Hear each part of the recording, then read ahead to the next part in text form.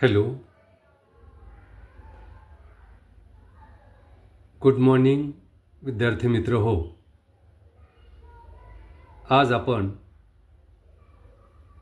आंतरराष्ट्रीय अर्थशास्त्र या पेपरमधील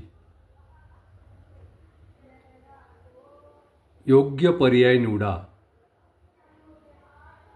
किंवा बहुपर्यायी प्रश्न कसे सोडवावेत या अनुषंगानं काही प्रश्नांचा सराव करूया. अशा प्रकारचे प्रश्न तुम्हाला परीक्षेमध्ये विचारले जाऊ शकतात आणि अशा प्रकारच्या प्रश्नांचा आपण या ठिकाणी सराव करूया. या सरावाच्या माध्यमातून आंतरराष्ट्रीय अर्थशास्त्र या पेपरचा जो सिलेबस आहे, जो अभ्यासक्रम आहे, त्या संपूर्ण अभ्यासक्रमाचं पुन्हा एकदा रिव्हिजन होईल.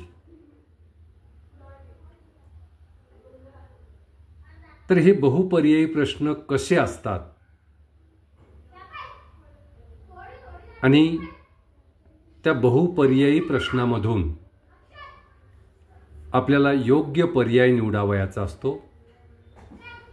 तो योग्य पर्याय कसा निवडावयाचा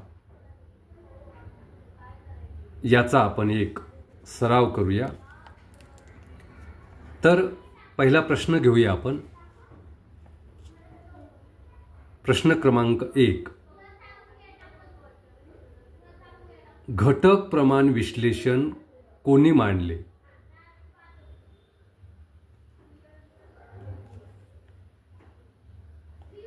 आंतरराष्ट्रीय व्यापाराच्या सिद्धांतामध्ये उत्पादन घटक प्रमाण या संदर्भामध्ये जो आंतरराष्ट्रीय व्यापाराचा सिद्धांत मांडलेला आहे त्याबाबतचा हा प्रश्न आहे. प्रश्न पुन्हा एकदा नीट समजून घ्या, कारण यामध्ये प्रश्न आपल्याला समजून घ्यावा लागतो आणि अचूक पर्याय निवडावा लागतो. कधीकधी यामध्ये एक पर्याय बरोबर असतो, कधीकधी 2 पर्याय बरोबर असतात, कधीकधी 3 पर्याय बरोबर असतात आणि चौथा पर्याय दिलेला असतो की सर्व बरोबर. मग अशा वेळेस त्या ठिकाणी आपल्याला प्रश्न संपूर्ण नीट अभ्यास करावा लागतो, समजून घ्यावा लागतो आणि खालीलपैकी कोणता योग्य पर्याय आहे तो पर्याय आपल्याला निवडावा लागतो. तर या ठिकाणी प्रश्न आपण समजावून घेऊया. प्रश्न असा होता, घटक प्रमाण विश्लेषण कोणी मांडले? तर घटक प्रमाण विश्लेषण कोणी मांडले याबद्दलचे बहुपर्याय म्हणजे 4 पर्याय दिलेले आहेत. तर पर्याय अ, हेक्चर ओहलिन. दुसरा पर्याय ब पर्याय आहे ॲडम स्मिथ. तिसरा पर्याय म्हणजे क पर्याय आहे मार्शल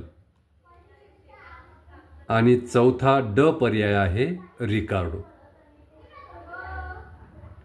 तर या 4 पर्यायापैकी कोणता पर्याय योग्य आहे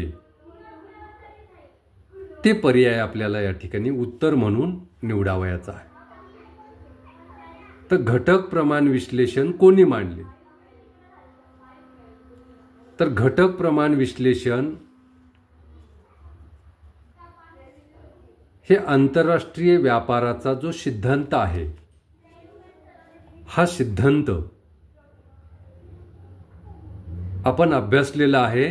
हा सिद्धांत हेक्चर ओलिन या अर्थशास्त्रज्ञांनी मांडलेला आहे.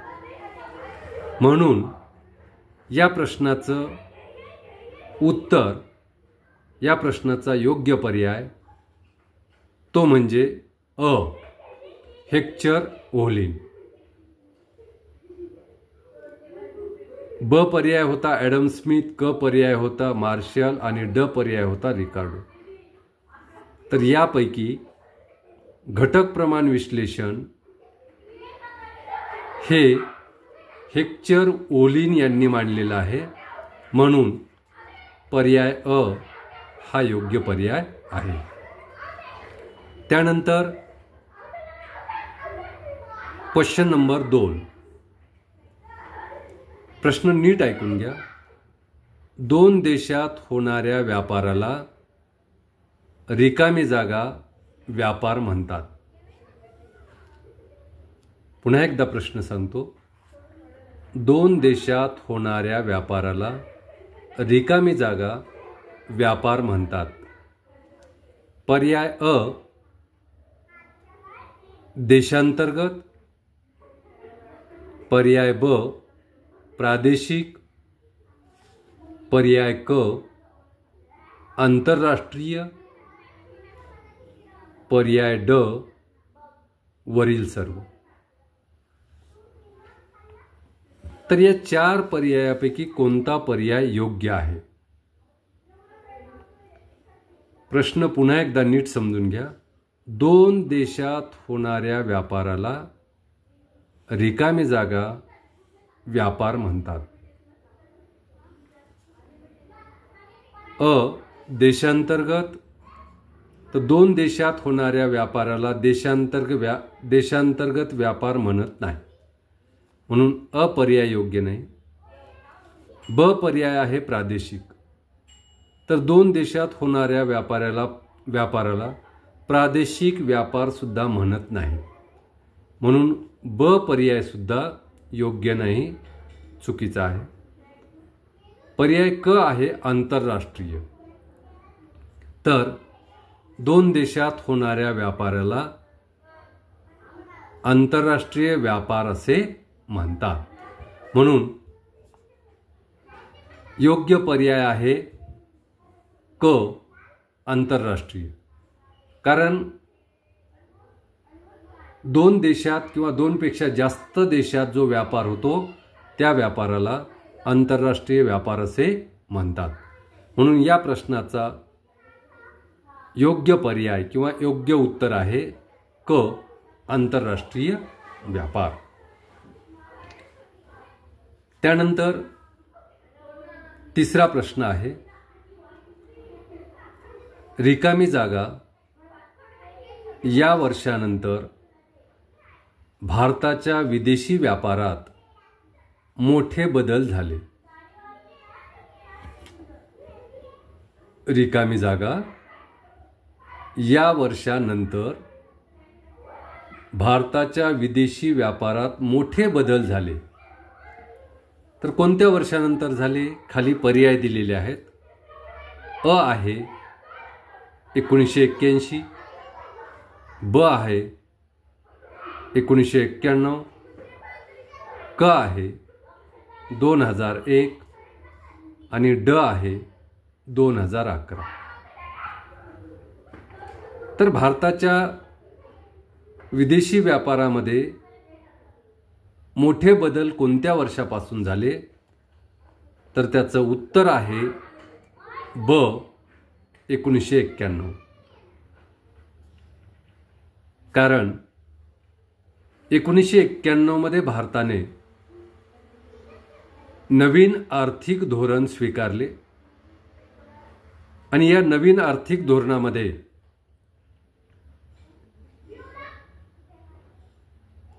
खाजगीकरण आणि आंतरराष्ट्रीय व्यापारातील आयात निर्यात शुल्क कमी करण्याचं धोरण भारतानं स्वीकारलं, उदारीकरणाचं धोरण भारतानं स्वीकारलं. त्यामुळे ब पर्याय हा योग्य पर्याय आहे. कारण 1991 नंतर भारताच्या विदेशी व्यापारात मोठे बदल झाले आहेत. म्हणून अ पर्याय 1981 हा चुकीचा आहे किंवा अयोग्य आहे. ब पर्याय 1991 हा योग्य पर्याय आहे. त्यामुळे क पर्याय आणि ड पर्याय हे बाकी सर्व पर्याय त्या ठिकाणी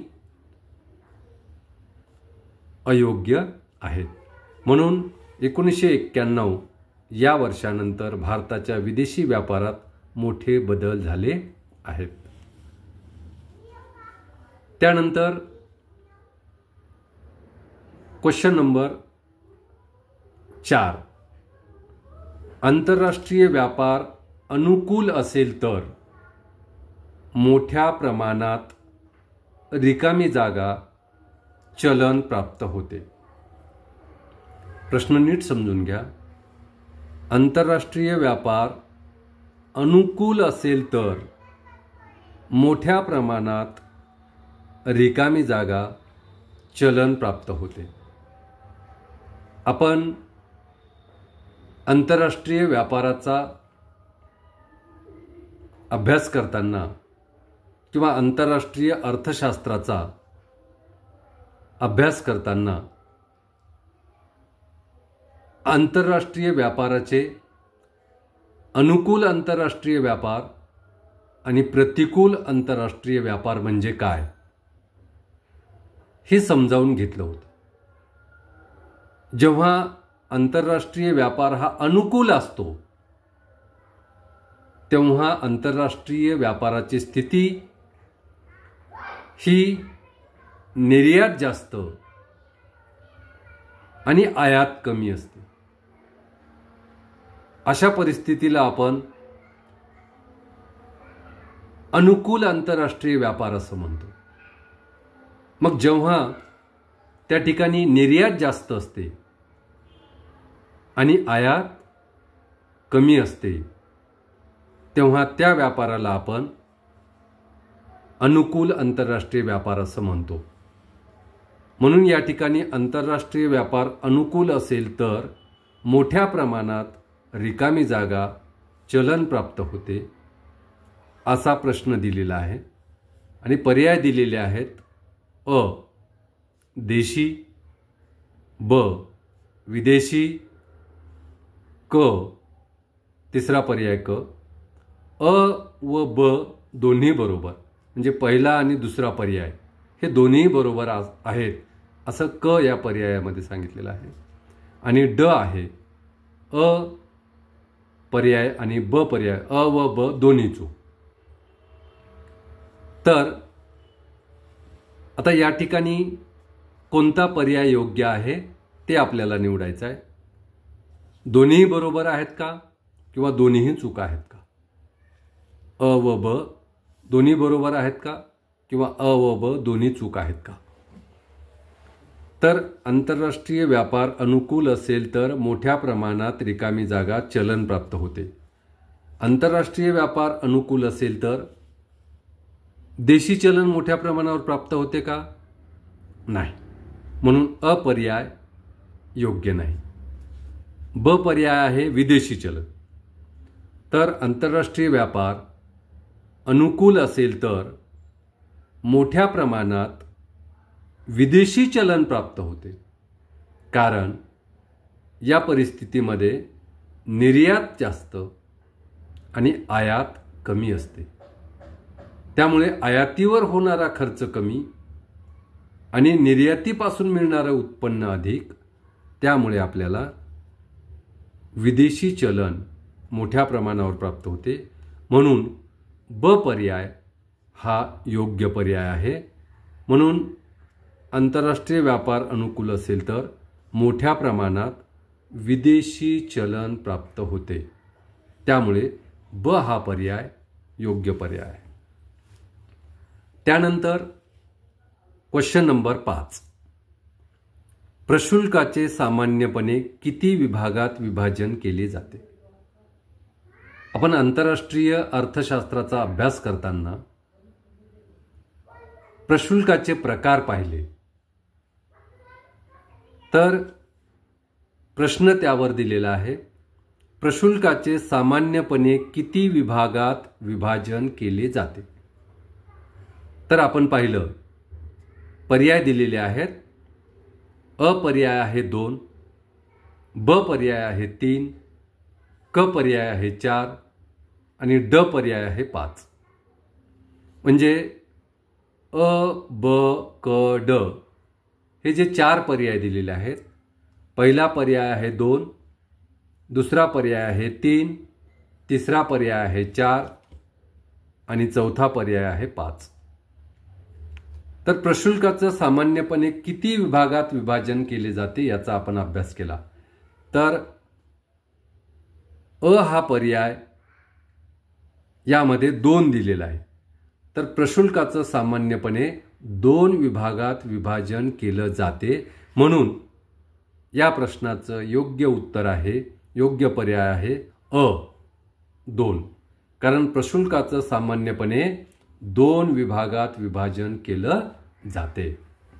तर विद्यार्थी मित्र हो, या ठिकाणी आपण योग्य पर्याय निवडा किंवा बहुपर्यायी प्रश्नामध्ये 5 प्रश्न या ठिकाणी आपण अभ्यासले आहेत.